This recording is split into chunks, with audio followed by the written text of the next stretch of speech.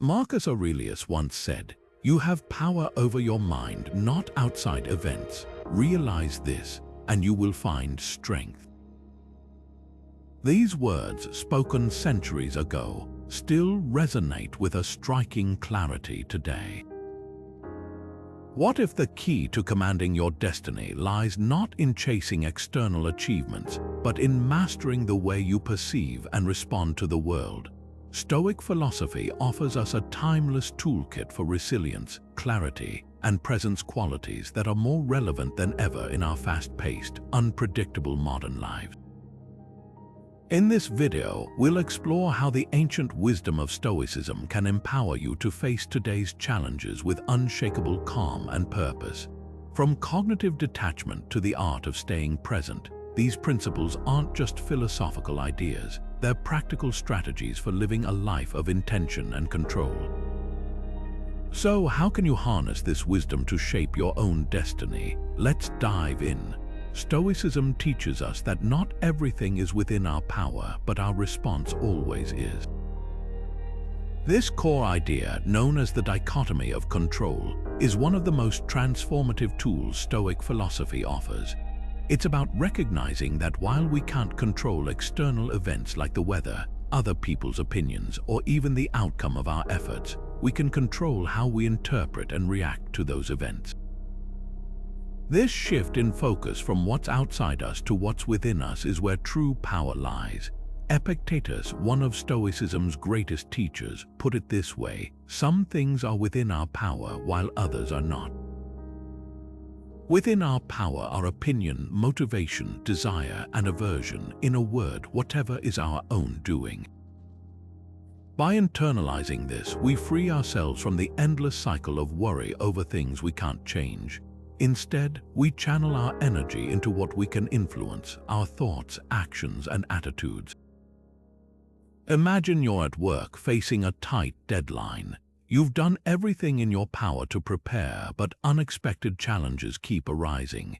Instead of fixating on the stress of the situation, the Stoic approach would be to focus on what you can control: your effort, your focus, and your mindset. The outcome, it's out of your hands, but by directing your energy inward, you reduce anxiety and gain a sense of clarity and purpose, even in the face of uncertainty.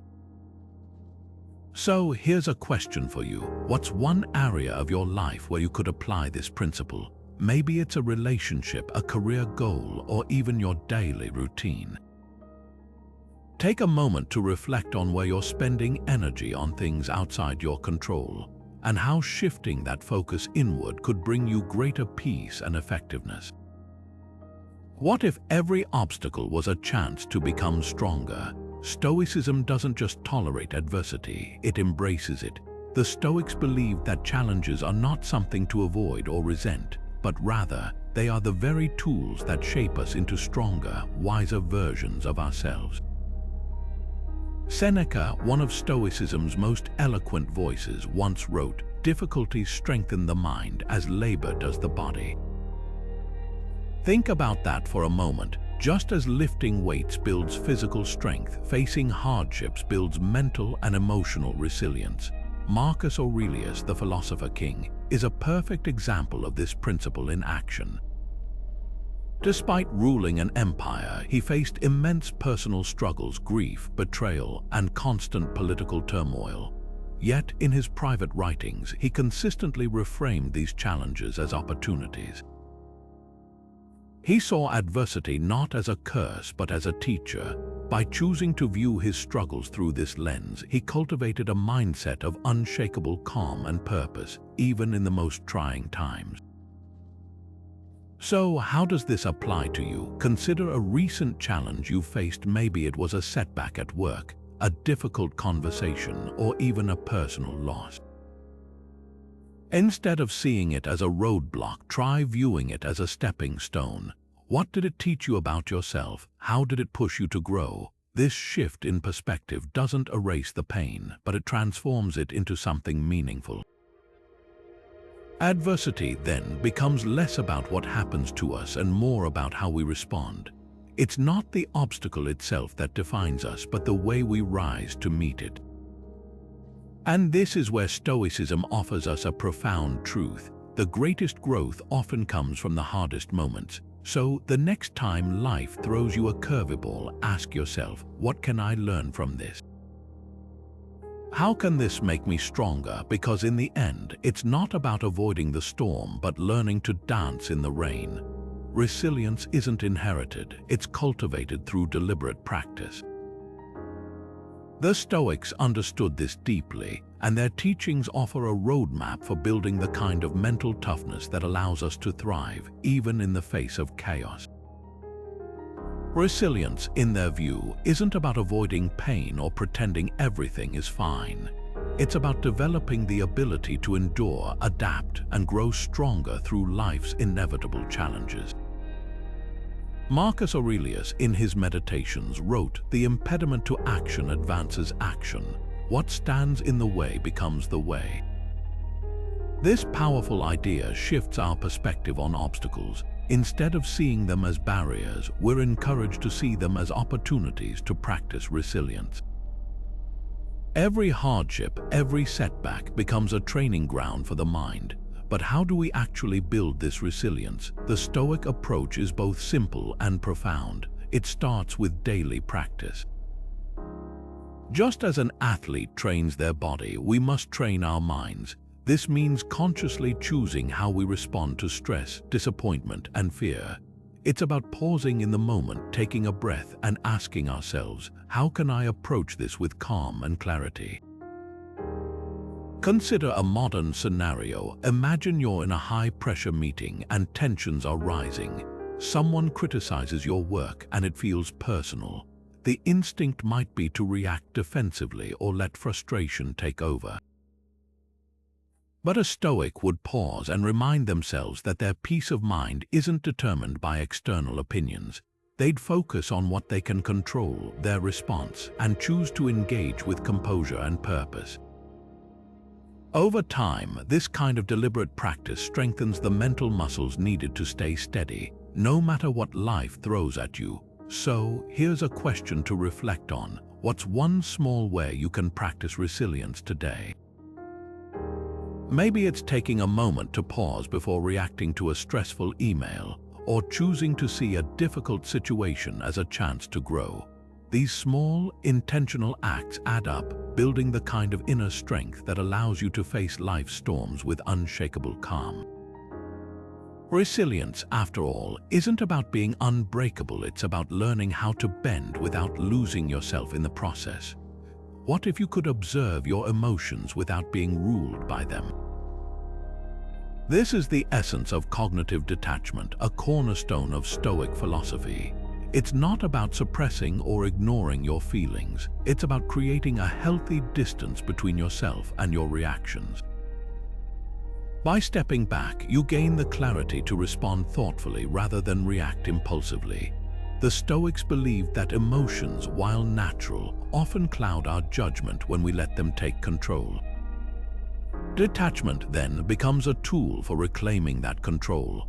Epictetus, a former slave turned philosopher, put it simply, it's not what happens to you, but how you react to it that matters.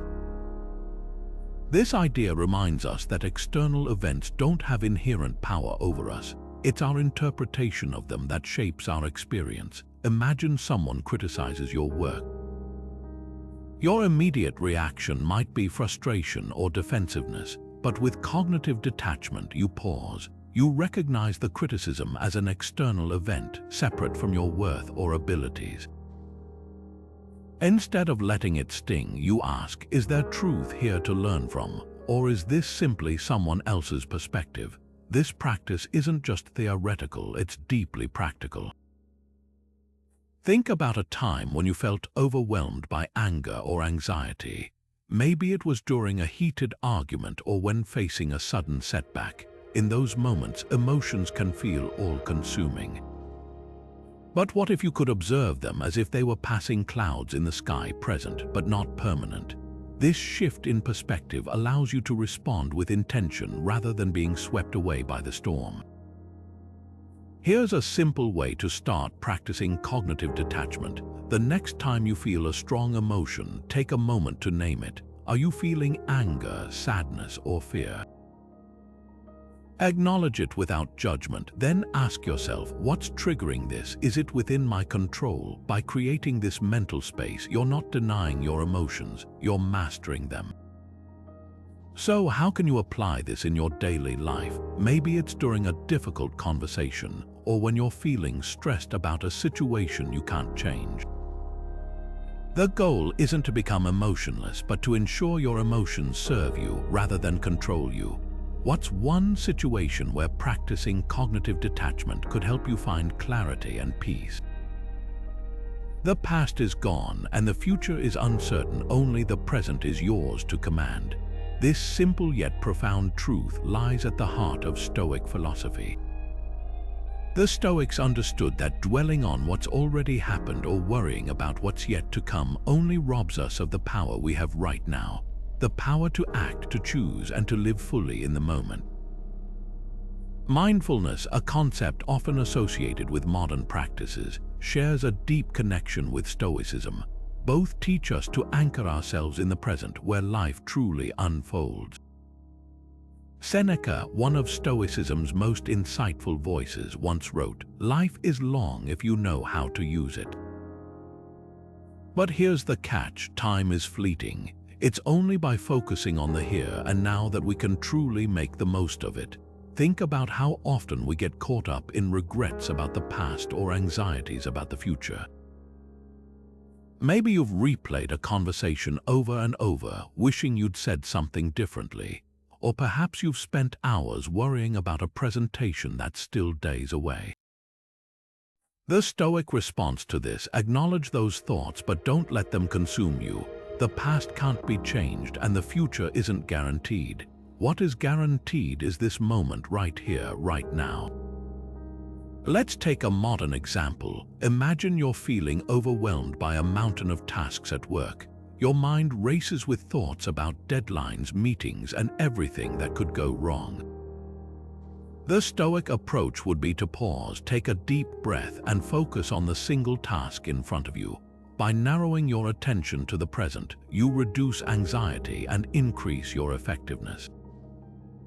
It's not about ignoring the bigger picture, it's about tackling it one step at a time. So, here's a question to reflect on. What's one way you can be more present today? Maybe it's putting your phone down during a conversation, savoring your morning coffee without distractions, or simply taking a moment to notice the world around you. These small acts of presence can have a ripple effect, helping you feel more grounded, focused, and in control. The present moment is where life happens. It's where you have the power to act, to choose, and to shape your reality. By embracing this Stoic principle, you're not just living, you're living with intention, clarity, and purpose. And that, in itself, is a profound act of self-command. What if discomfort was the key to unlocking your potential? It's a question that might seem counterintuitive at first, but the Stoics believed that deliberately embracing hardship is one of the most powerful ways to build resilience and strength.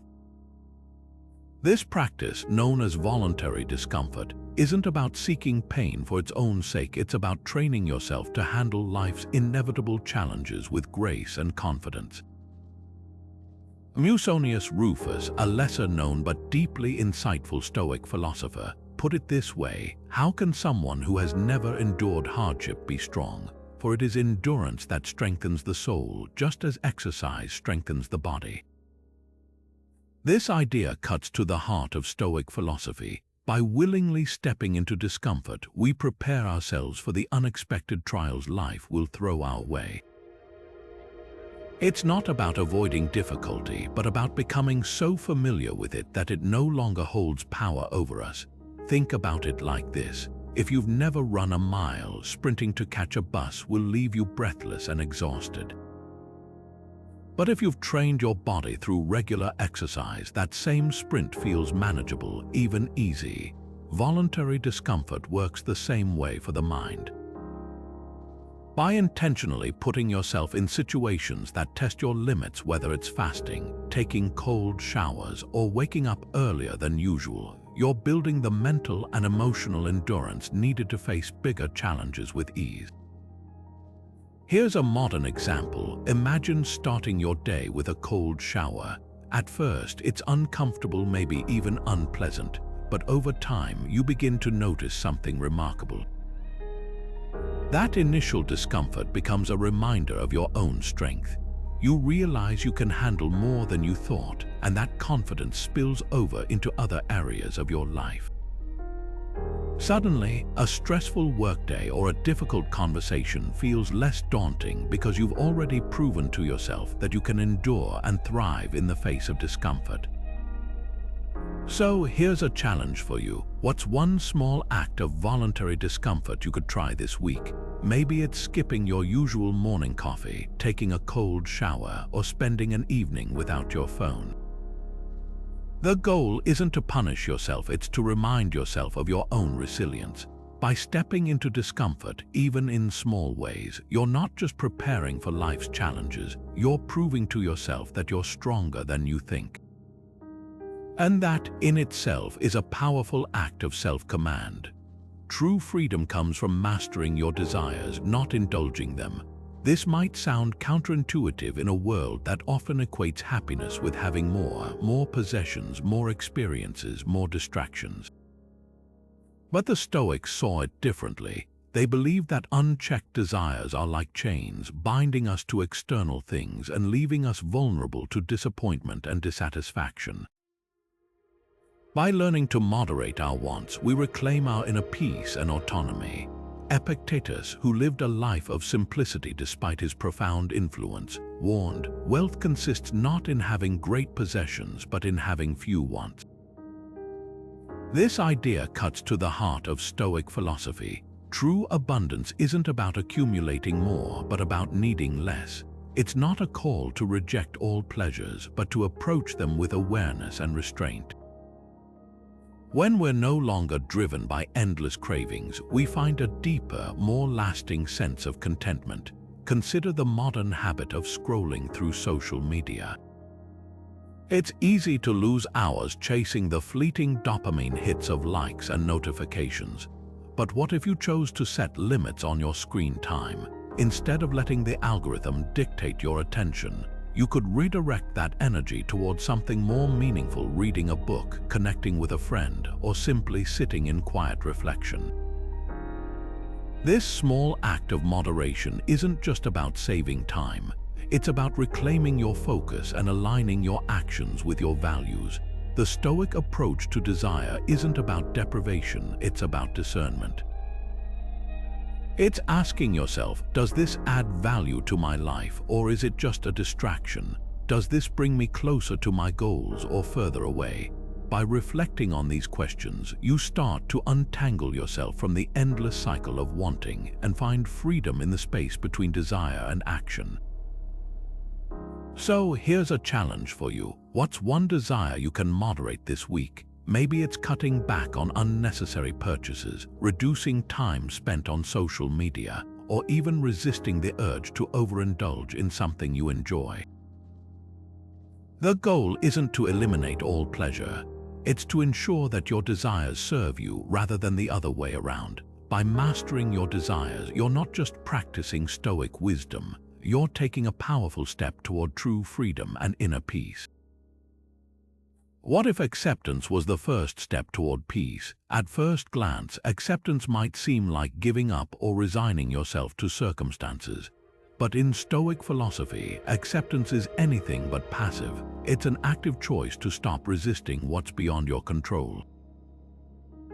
This practice isn't about surrendering to fate, it's about freeing yourself from the struggle against it. When you stop fighting what you can't change, you open the door to clarity, calm, and even unexpected opportunities. Marcus Aurelius, the philosopher king, famously wrote, "Accept the things to which fate binds you, and love the people with whom fate brings you together, but do so with all your heart." These words remind us that acceptance isn't just about tolerating life's challenges, it's about embracing them as part of the journey. By letting go of resistance, you reduce the suffering that comes from battling the inevitable. Imagine this, you've been looking forward to a weekend getaway for weeks. You've packed your bags, planned your itinerary, and then at the last minute, the trip gets cancelled. Your initial reaction might be frustration or disappointment, maybe even anger, but the Stoic approach would be to pause and ask yourself, can I change this? If the answer is no, then acceptance becomes your ally. Instead of dwelling on what went wrong, you can shift your focus to what you can do. Maybe it's an opportunity to relax at home, catch up on a book, or spend quality time with loved ones. This principle extends far beyond small inconveniences. Think about the bigger challenges in life: loss, failure, or unexpected change. Acceptance doesn't mean you won't feel pain. It means you won't compound that pain with resistance. By acknowledging what's beyond your control, you create space to respond with intention rather than react with frustration. So, here's a question to reflect on. What's one situation in your life where acceptance could bring you peace?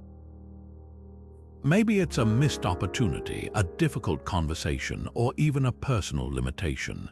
Take a moment to consider how letting go of resistance might help you move forward with greater ease and clarity. Because sometimes the first step toward peace isn't changing the world, it's changing how you see it. A virtuous life is the ultimate measure of success. For the Stoics, virtue wasn't just a lofty ideal, it was the very foundation of a meaningful and fulfilling existence. They believed that true wealth, power, and happiness weren't found in external achievements, but in the strength of one's character. And at the heart of this character were four cardinal virtues: wisdom, courage, justice, and temperance. These weren't abstract concepts, they were practical guides for living a life of integrity and purpose. Wisdom, the first of these virtues, is about seeing the world clearly. It's the ability to discern what's truly important and to act with reason rather than impulse. Courage, the second virtue, isn't just about physical bravery. It's the strength to face fear, uncertainty, and adversity with resilience. Justice, the third, calls us to treat others with fairness and compassion, recognizing our shared humanity. And temperance, the fourth, teaches us to exercise self-control and moderation, ensuring that our desires don't overpower our values. Seneca, one of Stoicism's most influential voices, once wrote, "Virtue is nothing else than right reason." These words remind us that living virtuously isn't about perfection, it's about aligning our actions with what's true, good, and just. It's a daily practice, a commitment to becoming the best version of ourselves, even when it's difficult. Consider a modern example. Imagine you're at work and a colleague is being unfairly criticized. Standing up for them might feel uncomfortable. It could even risk your own reputation. But the Stoic approach would be to act with courage and justice, knowing that doing what's right matters more than avoiding discomfort. This small act of virtue ripples outward, not only shaping your character but also influencing those around you. So, here's a question to reflect on. Which of these virtues resonates most with you today? Is it wisdom, in seeking clarity amidst confusion? Courage, in facing a challenge head-on? Justice, in standing up for what's fair? Or temperance, in resisting the pull of distraction or excess? Take a moment to consider how you can embody one of these virtues in your own life, even in a small way. Because in the end, it's not about grand gestures, it's about the quiet, consistent choices that define who we are and the legacy we leave behind. What if gratitude was the key to contentment? In a world that often feels defined by what we lack: more time, more money, more success, Stoicism offers a refreshing perspective. Instead of focusing on what we don't have, the Stoics teach us to cultivate gratitude for what we do have. This shift in focus from lack to abundance isn't just a feel-good exercise, it's a profound practice that can transform the way we experience life. Marcus Aurelius, in his Meditations, wrote, "When you arise in the morning, think of what a precious privilege it is to be alive, to breathe, to think, to enjoy, to love."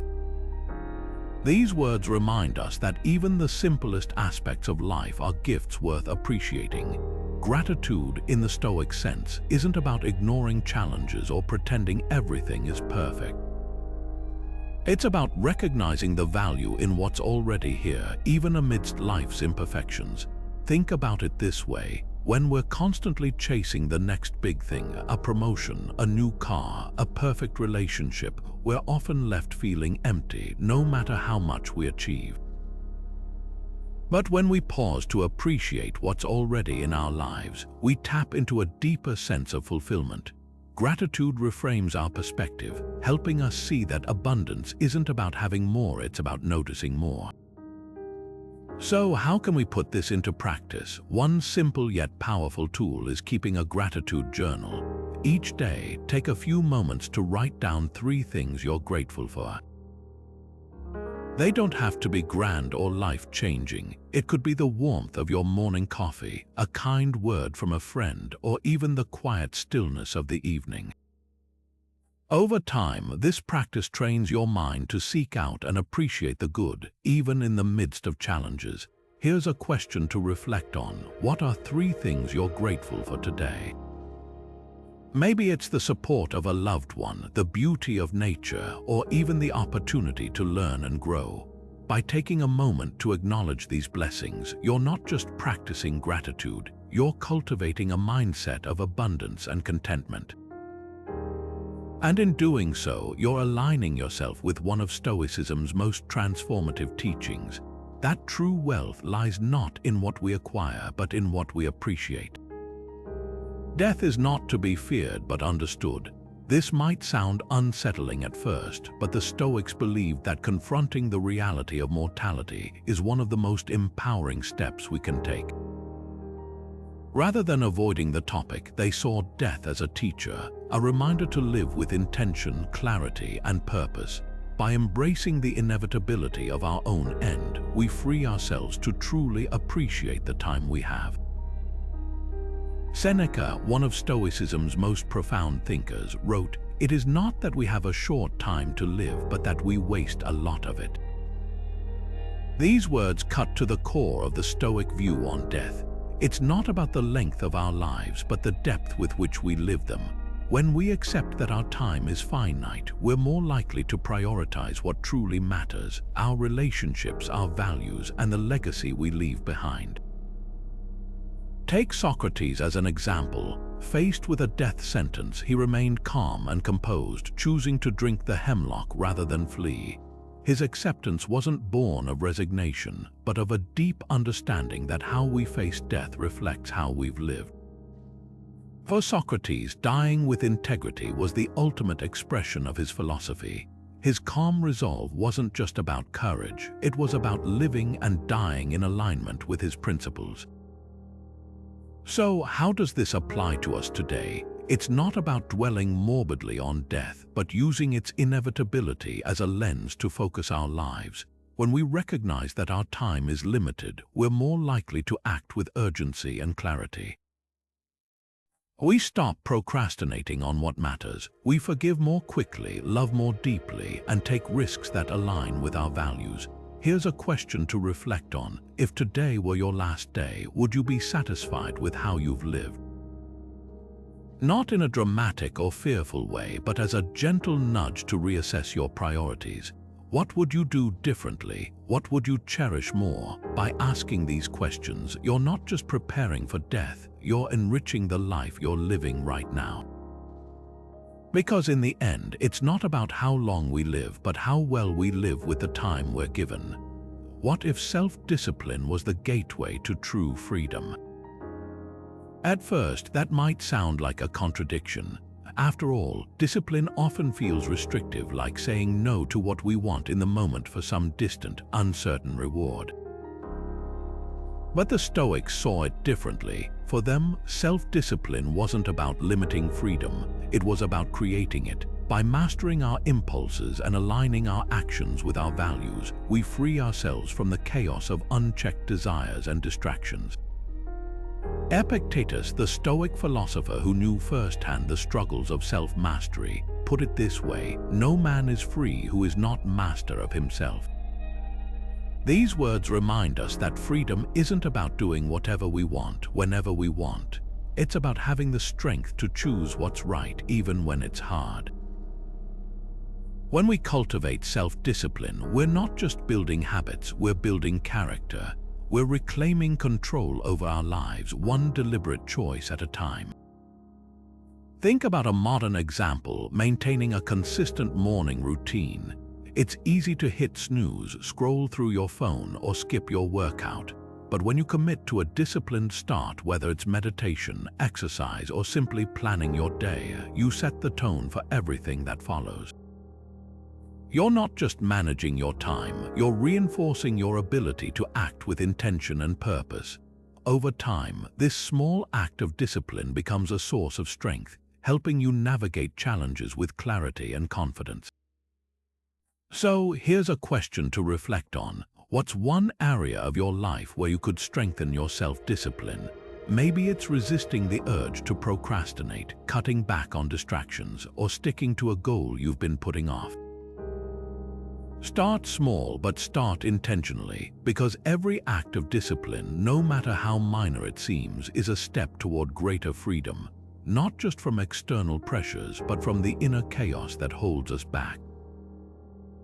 Self-discipline, in the Stoic sense, is more than a skill, it's a way of life. It's about choosing what matters most, even when it's inconvenient or uncomfortable. And in that choice, you'll find a kind of freedom that no indulgence can provide. The freedom to live on your own terms, guided by your values and purpose. Anger is a temporary madness that clouds judgment, leaving us blinded to reason and control. The Stoics saw anger not just as an emotion, but as a force that disrupts our ability to act with wisdom and clarity. Seneca, one of Stoicism's most insightful voices, described it this way: anger, if not restrained, is frequently more hurtful to us than the injury that provokes it. These words remind us that while anger may feel justified in the moment, its consequences often outweigh its cause. At its core, Stoicism teaches us that anger arises from unmet expectations when reality doesn't align with what we believe should happen. It's not the event itself that sparks anger, but our interpretation of it, and this is where we find our power, in the space between what happens and how we respond. By recognizing that anger is rooted in our own judgments, we can begin to dismantle its hold on us. Imagine you're stuck in traffic, late for an important meeting. The frustration builds, the honking horns amplify your stress, and suddenly you're seething with anger. The Stoic approach would be to pause and ask yourself, is this situation within my control?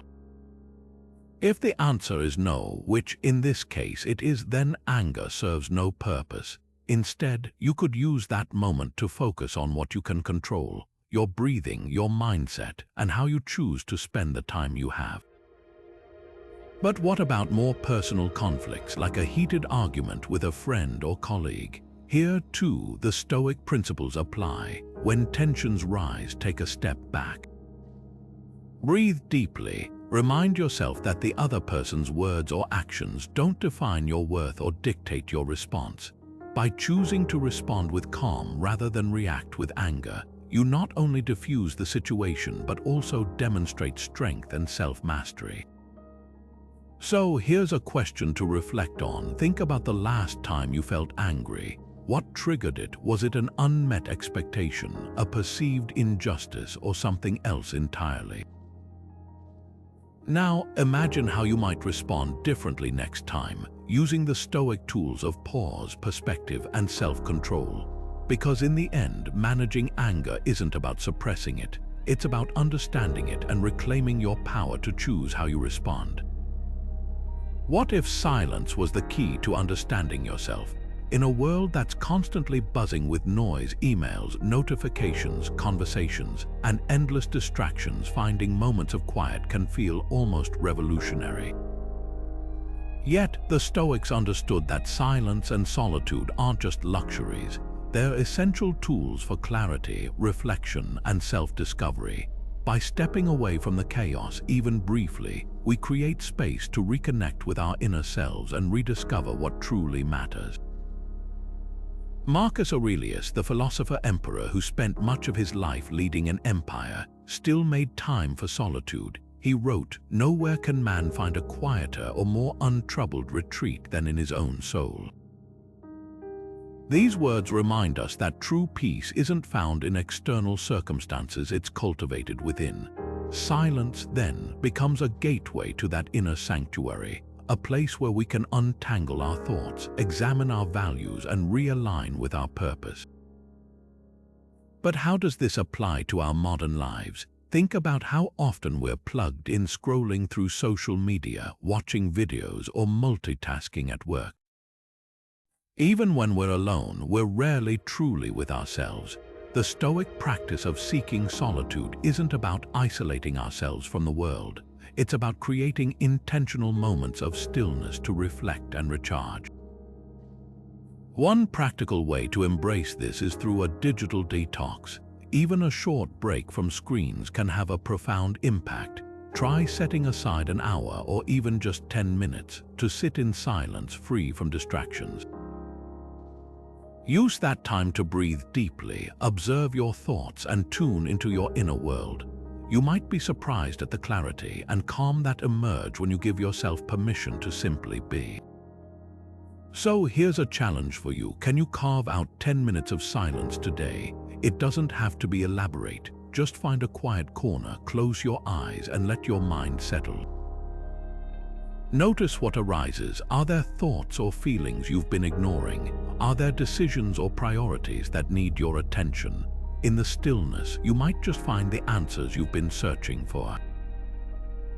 Silence and solitude aren't about escaping life, they're about returning to it with greater focus, intention, and peace. By making space for stillness, you're not just practicing Stoic wisdom, you're reclaiming your ability to live with clarity and purpose, even in the midst of a noisy world. True success is measured by character, not possessions.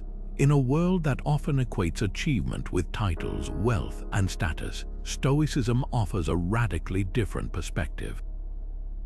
The Stoics believed that success isn't something you can hold in your hands, it's something you cultivate within. It's not about what you have, but who you are. And at the heart of this internal success lies virtue, the strength of your character, the clarity of your values, and the integrity of your actions. Epictetus, the Stoic philosopher who lived a life of simplicity and purpose, put it this way: wealth consists not in having great possessions, but in having few wants. These words remind us that true abundance comes from inner contentment, not external accumulation.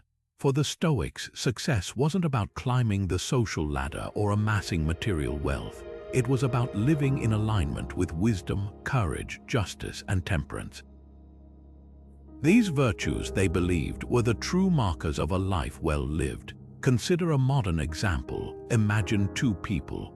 One is a high-powered executive with a corner office and a six-figure salary, but they're constantly stressed, disconnected from their loved ones, and unfulfilled.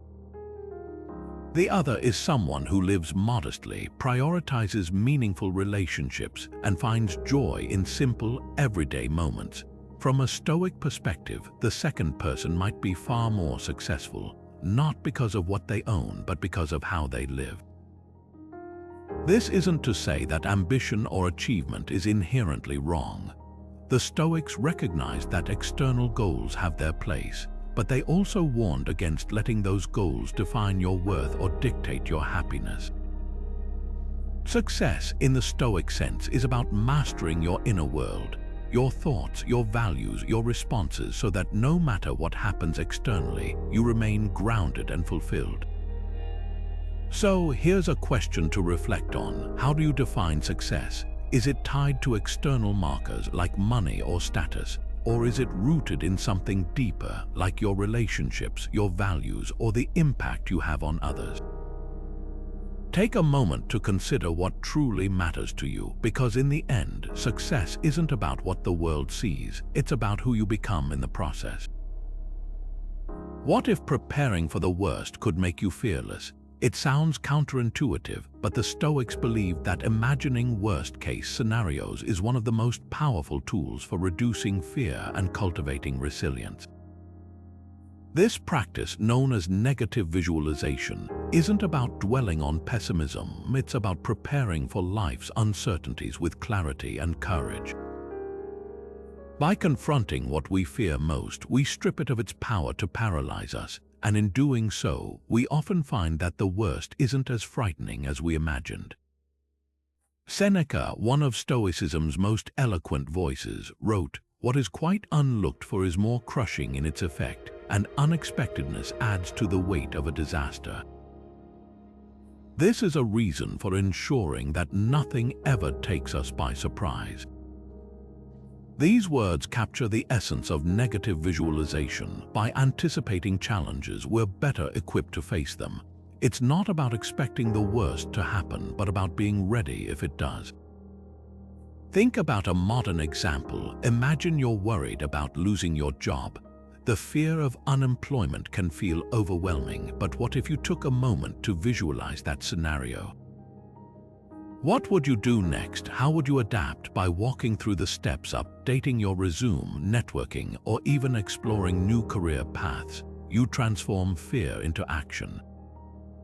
Suddenly, the unknown becomes manageable, and you realize you're more resilient than you thought. The practice of negative visualization also has a surprising side effect. It deepens gratitude. When we imagine losing what we have, our health, our relationships, our stability, we're reminded of how much we value those things. This shift in perspective helps us appreciate what we often take for granted, turning fear into a source of clarity and gratitude. So here's a challenge for you. Pick a current worry and try negative visualization. What's the worst that could happen? How would you respond? By walking through this mental exercise, you're not just preparing for the worst, you're building the mental strength to face it with confidence. And in the process, you might just find that what you feared was never as insurmountable as it seemed. Relationships thrive when rooted in virtue and understanding. At first glance, Stoicism might seem like a philosophy focused on personal resilience, but its teachings extend far beyond the self.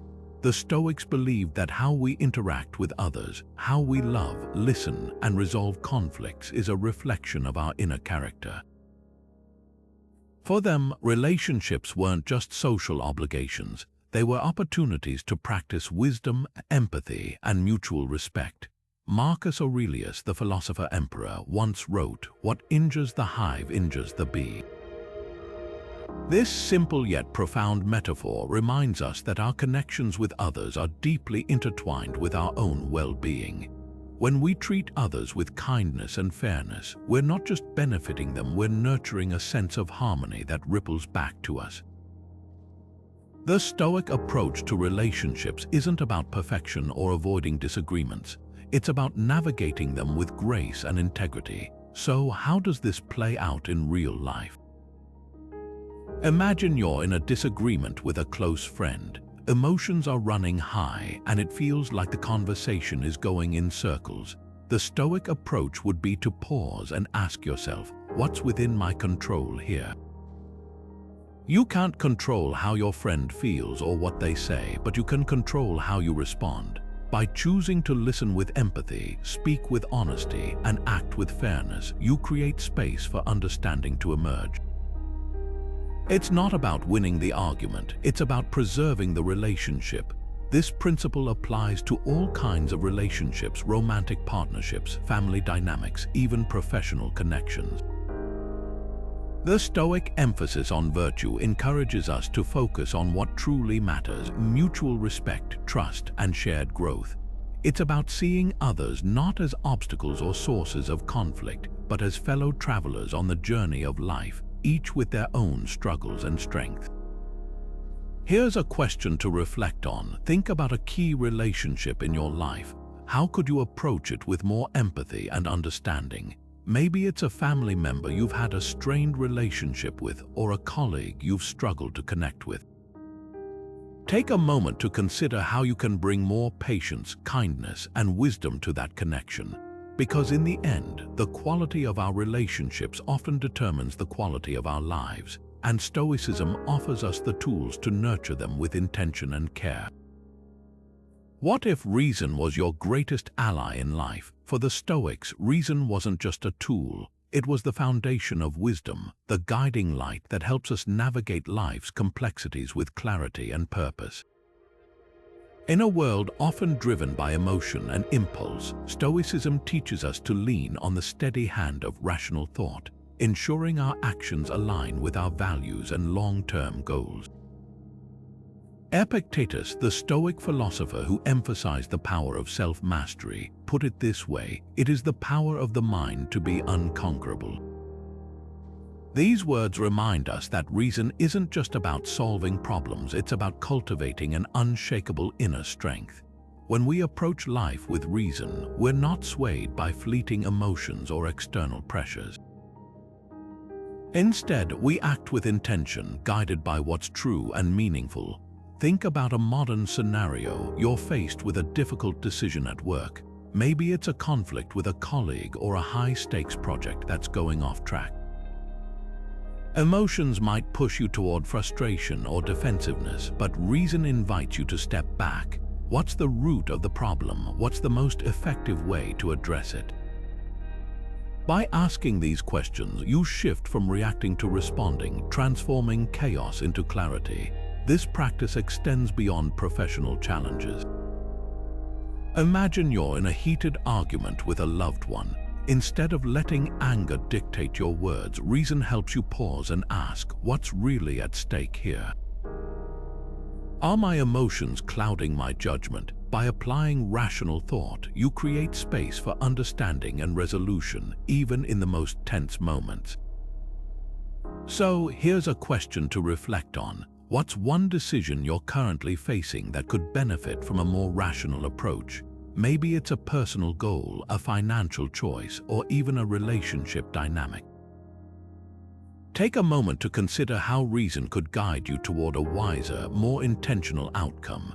Because when we embrace reason as our ally, we're not just solving problems, we're building the foundation for a life of clarity, purpose, and inner strength.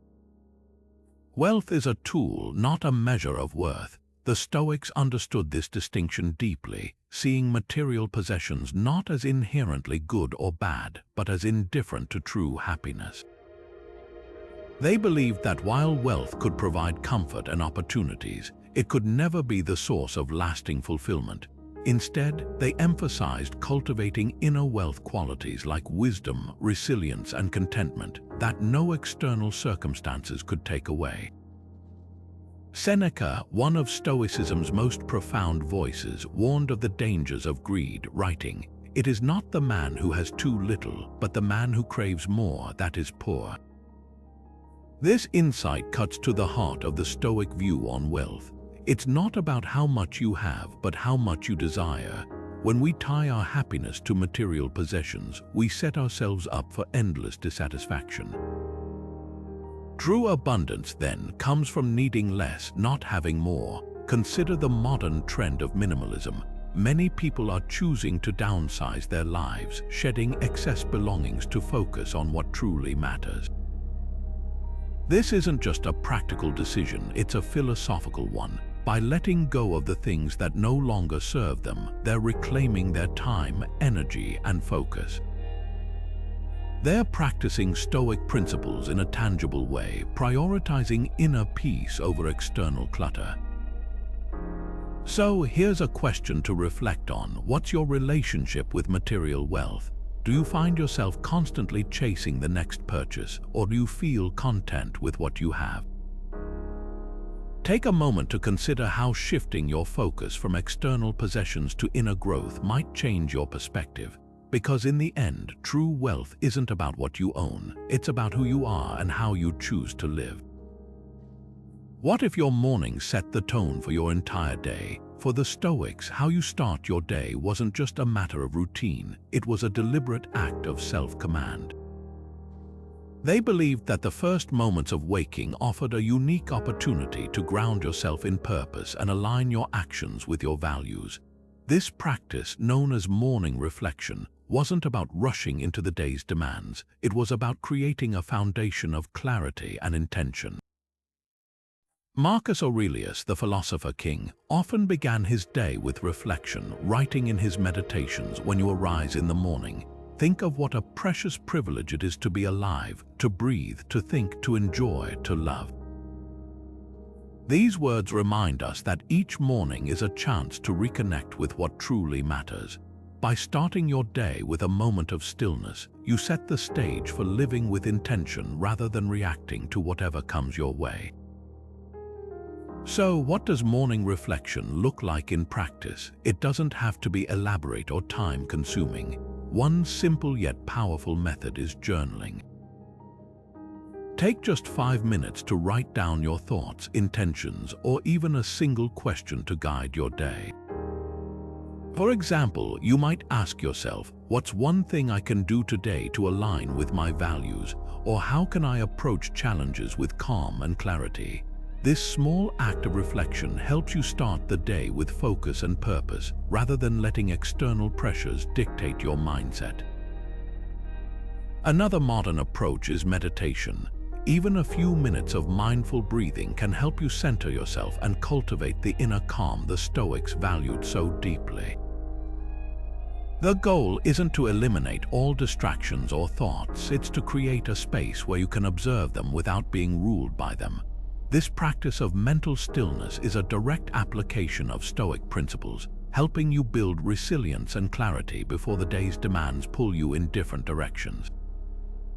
Here's a question to reflect on. How could you incorporate morning reflection into your routine? Maybe it's journaling, meditating, or simply sitting quietly with a cup of tea.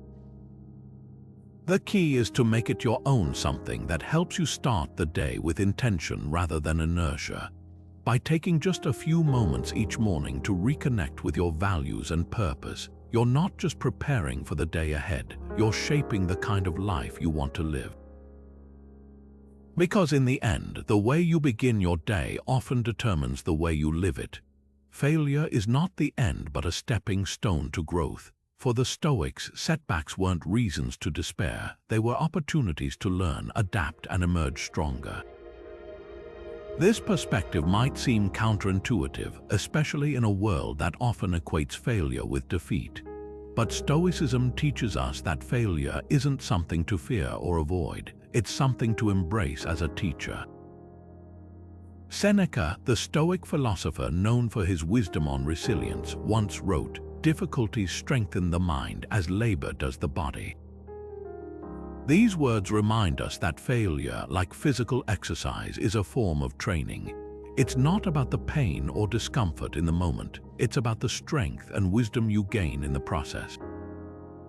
When we reframe failure as a teacher rather than an enemy, we unlock its potential to shape us into more capable, resilient individuals. Consider a modern example. Imagine you've worked tirelessly on a project at work, only to have it fall short of expectations. The initial reaction might be disappointment or frustration, but the Stoic approach would be to pause and ask, "What can I learn from this?" Maybe it's a chance to refine your skills, to seek feedback, or to approach the next project with a fresh perspective. By viewing failure as a source of insight rather than a final verdict, you transform what could have been a setback into a stepping stone for growth. This principle extends beyond professional challenges. Think about a personal goal you've pursued, perhaps a fitness milestone, a creative project, or even a relationship. When things didn't go as planned, did you see it as a dead end or a detour? The Stoic mindset encourages us to see failure not as a reflection of our worth, but as a natural part of the journey toward mastery and self-improvement. So here's a question to reflect on. What's one failure you've experienced recently, and what did it teach you? Maybe it was a missed opportunity, a mistake at work, or a personal misstep. Take a moment to consider how that experience helped you grow, even if the lesson wasn't immediately clear. Because in the end, failure isn't about falling down, it's about what you choose to do when you get back up. What if humility was the key to true greatness? In a world that often celebrates self-promotion and ego, Stoicism offers a refreshing counterpoint. The Stoics saw humility not as a weakness but as a profound strength, a virtue that fosters growth, connection, and genuine self-awareness. Humility, in their eyes, wasn't about diminishing yourself. It was about recognizing your place in the larger tapestry of life and approaching every interaction with openness and respect. Epictetus, the Stoic philosopher who taught the importance of self-mastery, warned of the dangers of arrogance, saying, "It is impossible for a man to learn what he thinks he already knows." These words cut to the heart of Stoic humility. When we assume we have all the answers, we close ourselves off to growth and understanding.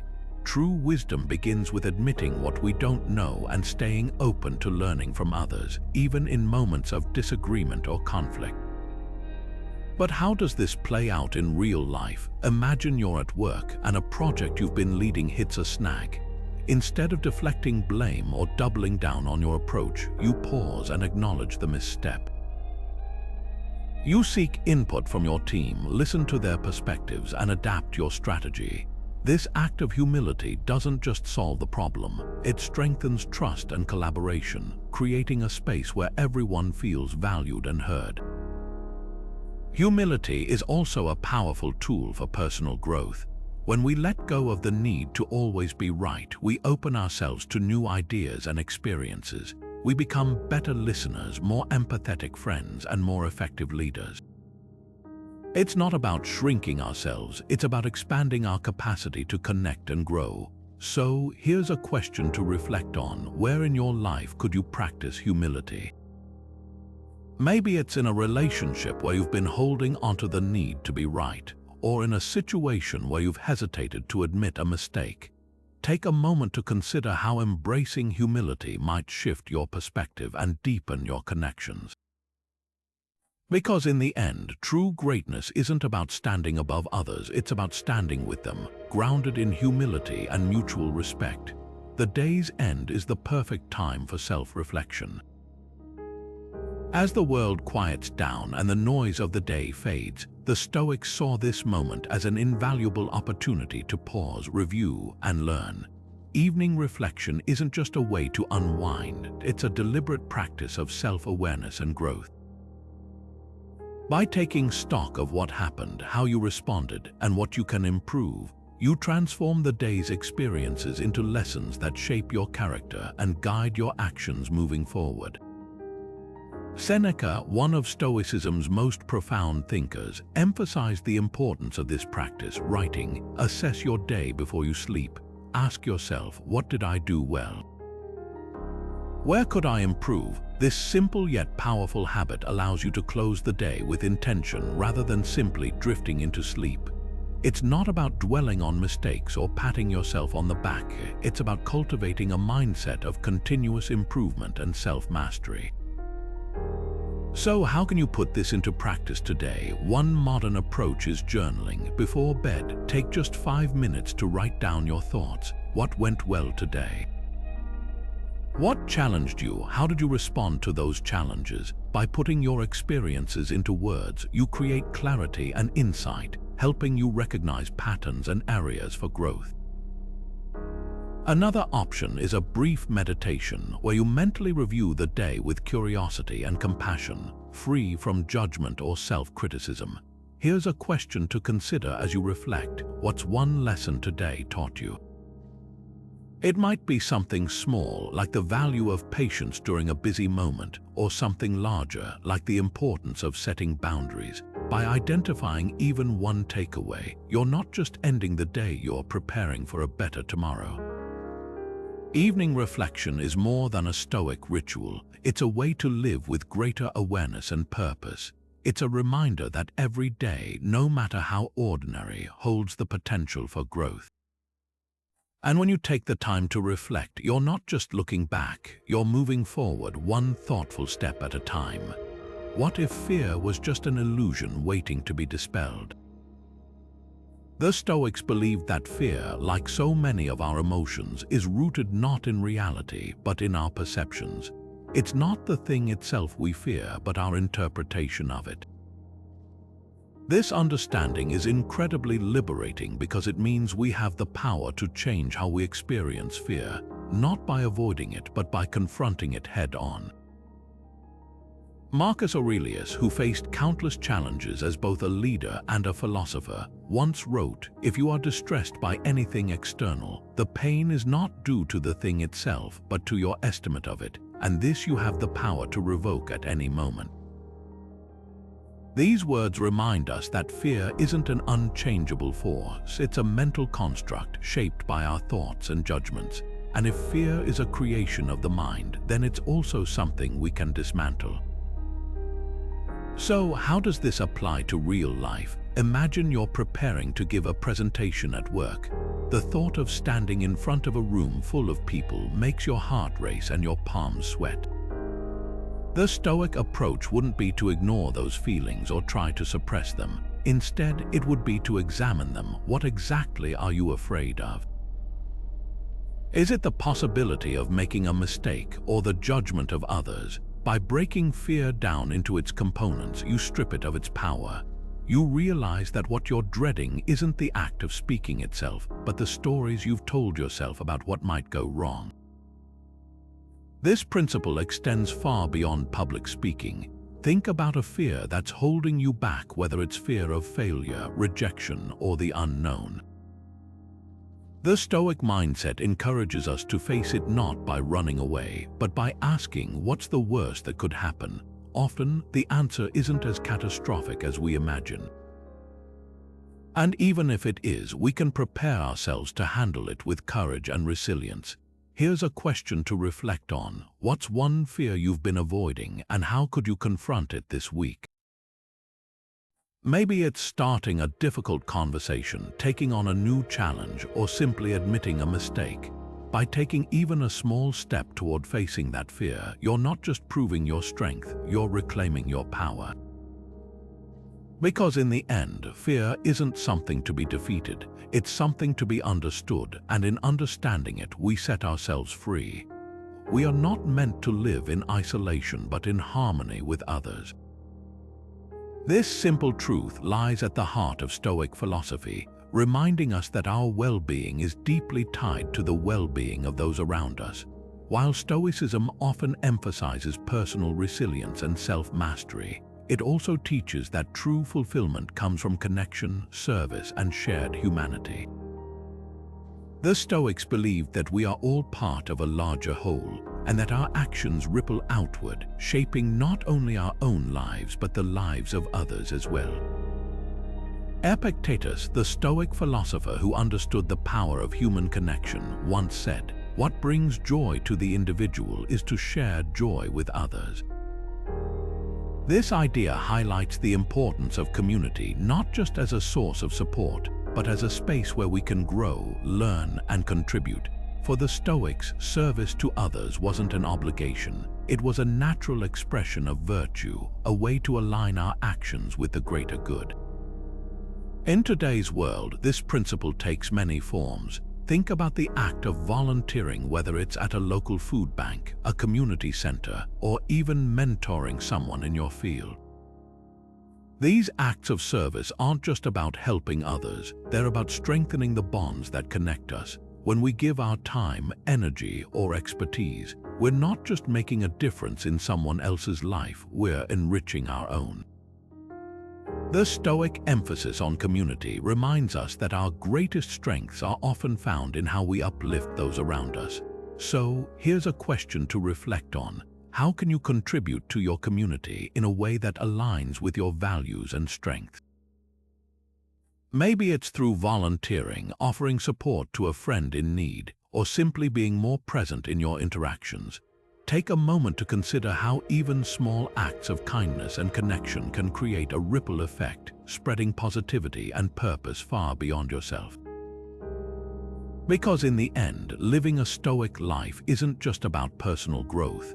It's about growing together as part of a shared journey toward wisdom and fulfillment. What if every moment was a gift to be cherished? For the Stoics, time wasn't just a fleeting resource, it was the very essence of life itself. They believed that how we choose to spend our time reveals what we truly value. Unlike money or possessions, time is something we can never get back. Once it's gone forever. And this understanding shapes the Stoic approach to living, with intention, purpose, and a deep appreciation for the present moment. Seneca, one of Stoicism's most profound thinkers, captured this idea perfectly when he wrote, "It is not that we have a short time to live, but that we waste a lot of it." These words cut to the heart of the Stoic view on time. It's not about the length of our lives, but the depth with which we live them. Every moment wasted on trivial pursuits or meaningless distractions is a moment lost, a piece of our finite existence that we'll never reclaim.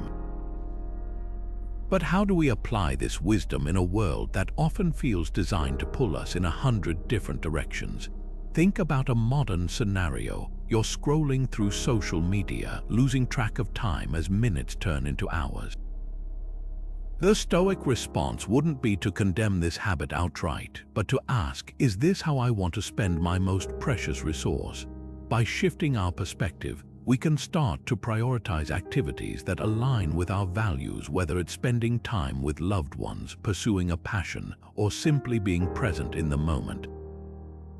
Here's a practical way to start. Take a moment at the beginning of each day to ask yourself, what's one thing I can do today that will make this day meaningful?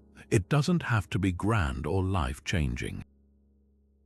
It could be as simple as having a meaningful conversation, taking a walk in nature, or setting aside time to work on a personal goal.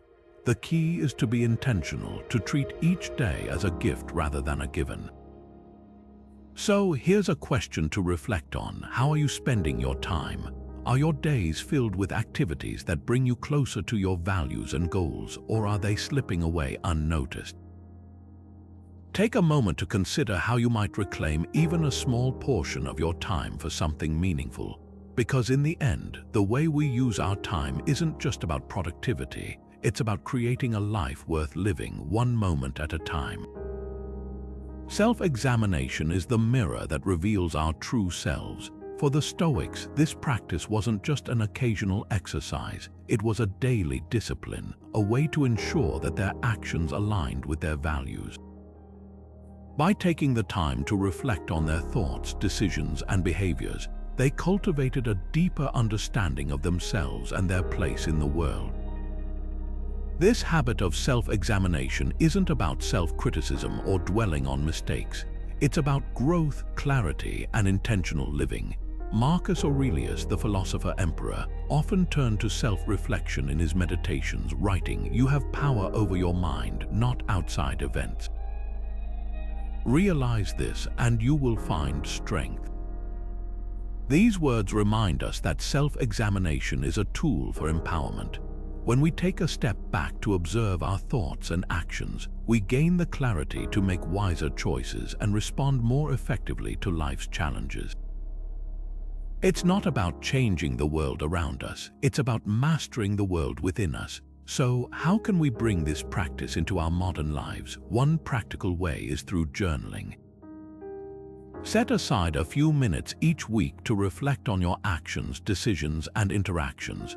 What went well? What could have been handled differently? By putting these reflections into words, you create a space for self-awareness and growth. This isn't about judgment, it's about learning. Over time, this simple habit can help you identify patterns, celebrate progress, and make adjustments that align with your values. Here's a question to reflect on. What's one recent action or decision you'd like to examine more closely? Maybe it's a conversation that didn't go as planned, a goal you've been procrastinating on, or even a moment where you felt particularly proud of yourself. Take a moment to consider what it reveals about your priorities, your strengths, and areas where you might grow. Self-examination is more than a Stoic practice. It's a pathway to living with intention and authenticity. By regularly turning the mirror on ourselves, we not only become more aware of who we are but also gain the insight to become who we aspire to be. What if criticism was an opportunity for growth rather than a blow to your ego? The Stoics believed that how we respond to criticism reveals more about our character than the criticism itself. Instead of taking offense or lashing out, they saw it as a chance to reflect, learn, and improve. This mindset shift isn't just about protecting your pride, it's about embracing feedback as a tool for self-mastery. Epictetus, the Stoic philosopher who emphasized the importance of inner freedom, once said, "If anyone tells you that a certain person speaks ill of you, do not make excuses about what is said, but answer, 'He was ignorant of my other faults, else he would not have mentioned these alone.'"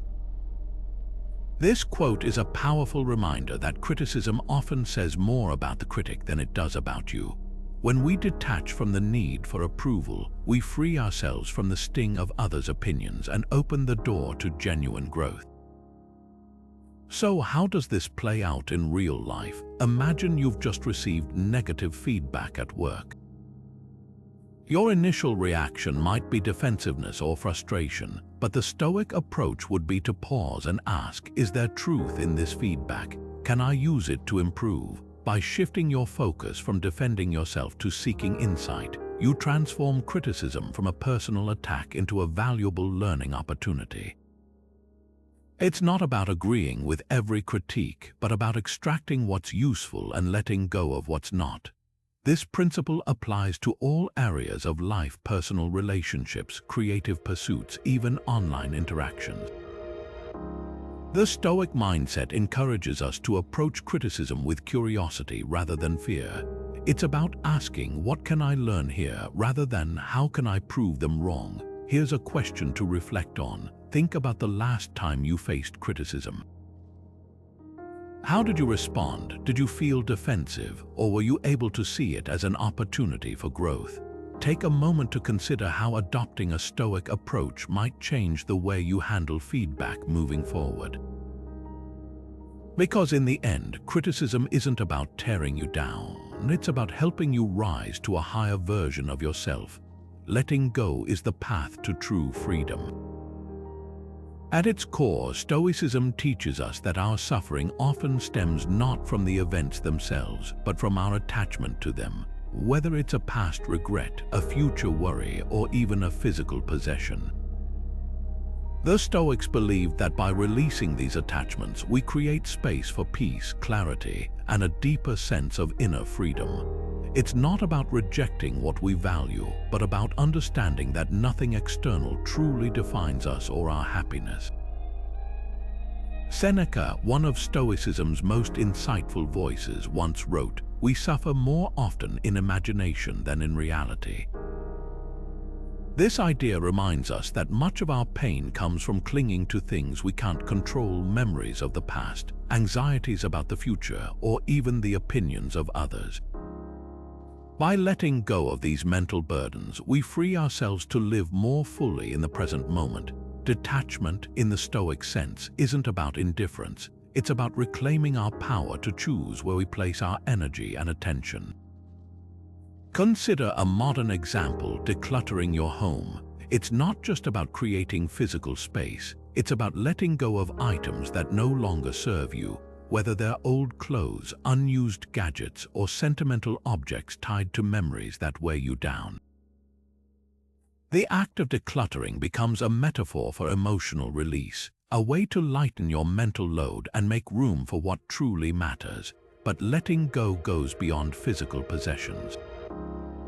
Think about the emotional baggage we carry: grudges, regrets, or even the need for approval. The Stoic approach would be to examine these attachments and ask, is holding onto this serving me? Is it within my control? By releasing what's no longer useful, we cultivate a sense of lightness and freedom that allows us to move forward with greater ease and purpose. So here's a question to reflect on. What's one thing you can let go of today? Maybe it's a resentment you've been holding onto, a goal that no longer aligns with your values, or even a habit that drains your energy. Take a moment to consider how releasing this attachment might bring you closer to peace and clarity. Because in the end, letting go isn't about losing something. It's about gaining the freedom to live more fully and authentically. Throughout this journey, we've explored the timeless wisdom of Stoicism, a philosophy that doesn't just belong to the ancient world but speaks powerfully to our modern lives. From the Dichotomy of Control, which teaches us to focus on what's within our power, to the transformative practice of cognitive detachment, Stoicism offers tools to navigate life's challenges with clarity and calm. We've seen how resilience isn't just about enduring hardship but thriving through it, and how presence, living fully in the moment, can ground us amidst chaos. And at the heart of it all, we've discovered that true success isn't measured by external achievements but by the strength of our character, rooted in virtues like wisdom, courage, and justice. These principles aren't just lofty ideas. They're practical strategies for anyone looking to take command of their destiny. Whether you're facing a career setback, navigating a personal challenge, or simply striving to live with more intention, Stoicism provides a roadmap for growth and self-mastery. It reminds us that while we can't control what happens to us, we always have control over how we respond. And in that response lies our power to adapt, to grow, and to shape our lives with purpose. As Marcus Aurelius once wrote, "You have power over your mind, not outside events. Realize this and you will find strength." These words capture the essence of Stoic philosophy, the belief that true freedom and strength come from mastering ourselves. It's not about denying life's difficulties, but about facing them with courage, clarity, and a deep sense of inner peace. So, as we wrap up, I invite you to reflect on how these Stoic principles can apply to your own life. What's one area where you could use more resilience? How might practicing presence help you feel more grounded? And what does living virtuously look like for you? Share your thoughts in the comments below. I'd love to hear how you're applying these ideas and what resonates most with you. If you found this video helpful, don't forget to subscribe and share it with someone who might benefit from these timeless teachings. Together, we can build a community of modern warriors, supporting each other as we navigate life's challenges and strive to live with intention, purpose, and unshakable calm. Thank you for joining me on this journey, and remember, your destiny isn't something that happens to you, it's something you command. Let's keep growing, learning, and thriving together.